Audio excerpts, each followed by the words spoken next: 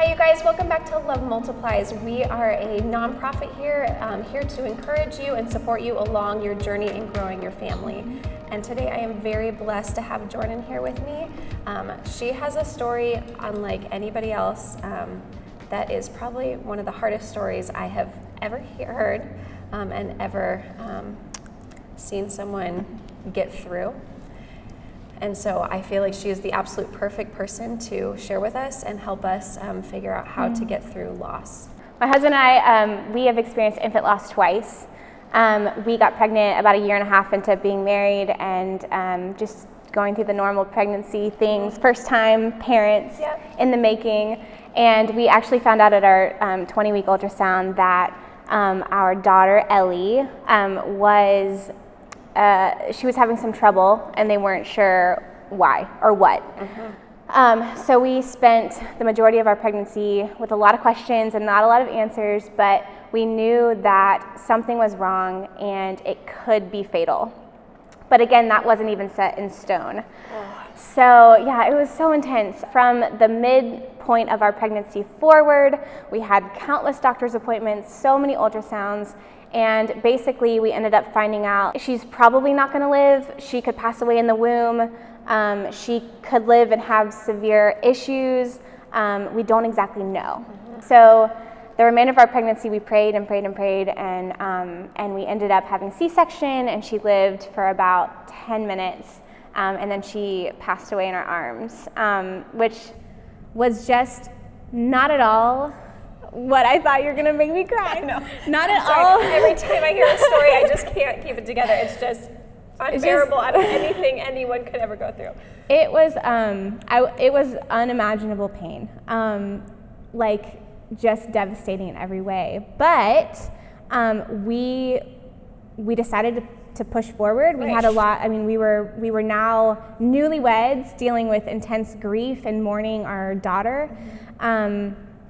But we had so much hope because the doctors told us, look, there's nothing that's showing up in your testing. Like everything looks fine. They basically gave us the green light to like heal from my C-section and move forward, grow our family without worry. Right. And so we were like, great, these people know what they're talking about. Like these are specialists that we're seeing, you know? So we waited 6 months for my body to heal, and then we decided to go ahead and try to get pregnant again.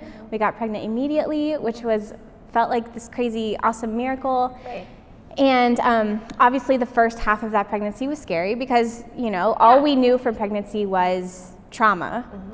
So, but we were having great progress at our 8-week, our 12-week, our 16-week ultrasound. Everything looked fine. And we found out at our 16-week ultrasound, they could tell we were having another girl. So we were so excited, so scared, but so excited. And then we go in for our 20-week ultrasound, and we get devastating news that our second daughter, appeared to have the same symptoms that our first daughter had. We were with new doctors, so they didn't know like that we had experienced this horrible thing this first time around. So it was familiar to us what they were saying, but they were in shock that we had experienced this before. This time around, because we had already lost our first daughter, we knew what the outcome was going to be. And some people ask me, like, was one pregnancy harder than the other? And I would say they're both equally hard, but different. Right. Because we knew she was going to pass away, but that doesn't necessarily like make it. You can't prepare for that. You cannot prepare yourself for that. We finished the pregnancy. We went into labor naturally about a week after my due date. This time was unique in that we got to hold her right away. So she lived for about 5-10 minutes and then she passed away. Moving forward, like out of our, I guess, 3 to 5 years of marriage, most of it was traumatic. And we started to realize like, we had no idea who we were anymore. Right. We didn't know who we were as a married couple anymore. Like there was just so much about our world that was different and would never be the same. No, never again. And so how do you go from probably one of the greatest losses that you can ever experience, the greatest grief, and get through? Do you have a couple of tips of anybody that might be watching that has been through a devastating loss, whether miscarriage or infant loss, that they are just trying to get through to the next day? Oh my gosh.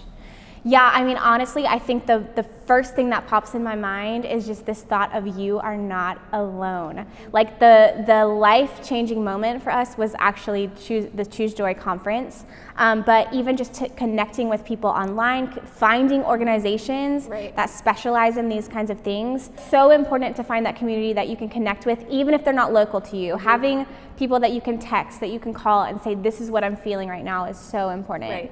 And I think that kind of bleeds into my next thought of like, you're normal, you know, like it's important to seek help, and I'm such an advocate for professional help. But just knowing that any kind of grief, any kind of loss, it's so hard and it makes you feel crazy. Well, you feel like you're at a breaking point where you're like, I don't know how to move forward, and I was fine before, and now I don't even know who I am, and I am broken, and I don't know how to get through. So the counselor is going to help you so much, and knowing that it is normal to feel out of your norm. Absolutely. I think too, I remember having to make a conscious choice, like I will push forward. You have to choose. And it's not gonna look today like it looked, you know, when it was first happening, those first days, weeks, months. But every single day you have to wake up, and even if that's just getting out of bed and eating healthy food, like that could be your form and your version of pushing forward. But over time you have to choose again and again and again. I'm gonna push forward with myself and my personal growth. I'm gonna push forward in my relationships. I'm gonna push forward with my spouse. You have to choose it, or I don't want to say it. It's going to sound like morbid to be like it'll overtake you, but what's the better way to say that? No, but that's kind of true. That it could consume you. It can consume you. It'll consume you if you don't choose and say, no, this is not going to consume me. Right, absolutely.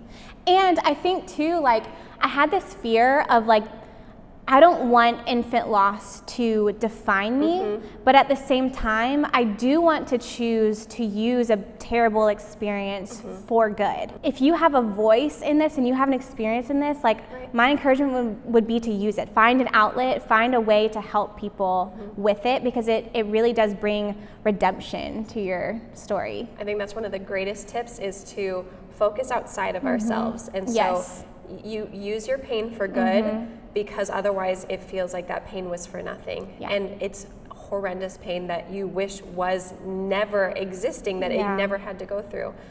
But since you have gone through it, and other people have gone through something similar, no one's ever been through the same thing. We can't ever say, I know exactly how you feel. But I have been through something similar, and I'd like to help and pour out into other people. And that keeps you out from being consumed by yourself and the pain of yourself. Absolutely. Thank you so much for being here. Thanks for having me. Jordan is one of our favorite people. Every time we get together, we are just so excited and so blessed, and we are just so thankful to have her here on Love Multiplies. If you want to hear more about Jordan's story, I will leave a link to her book that she wrote so you can read her full story, because it's incredible and raw and just very healing for anybody who has been through any kind of grief, which is everybody watching, because everyone has been through a grieving period of their life. So thank you for being here. Thank you guys so much for watching, and we will see you guys next time on our next video. Go let your love multiply.